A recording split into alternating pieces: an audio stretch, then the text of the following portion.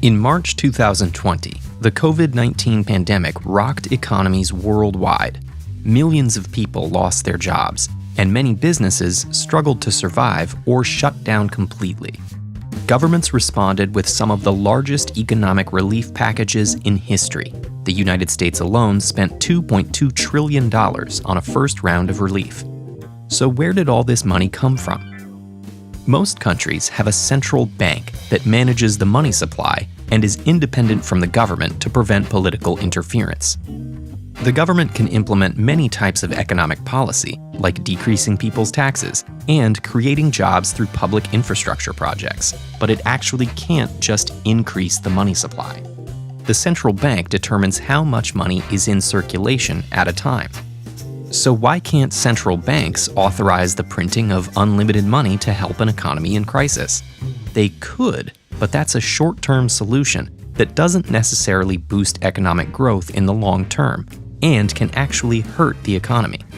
Why? With more money in circulation, manufacturers of goods like food, clothing, and cars could respond to demand simply by raising prices, rather than manufacturing more of these goods and creating new jobs in the process. This would mean you could no longer buy as much with the same amount of money, a situation known as inflation.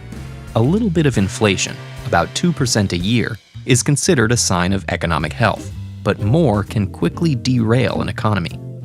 In recent decades, central banks have tried an approach called quantitative easing to infuse the economy with cash while maintaining a low risk of severe inflation. In this approach, a central bank increases cash flow by purchasing another entity's bonds. Anyone can buy bonds from corporations or governments.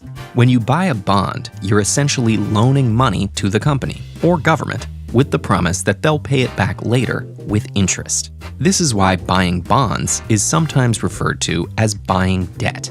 When an individual buys a bond, they're using money that's already in circulation.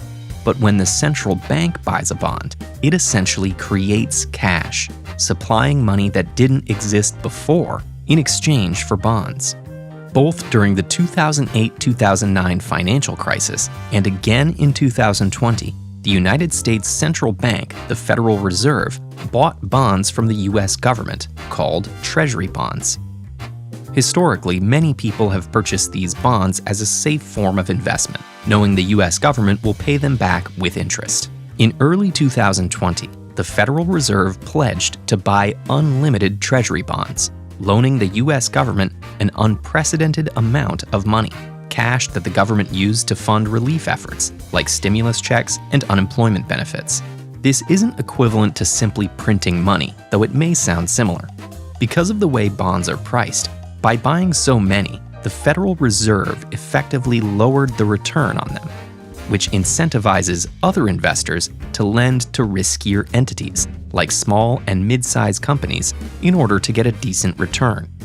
Encouraging lending this way should help companies of all sizes borrow money to funnel into projects and hires, boosting the economy over time, in addition to helping the government supply people with urgently needed cash in the short term.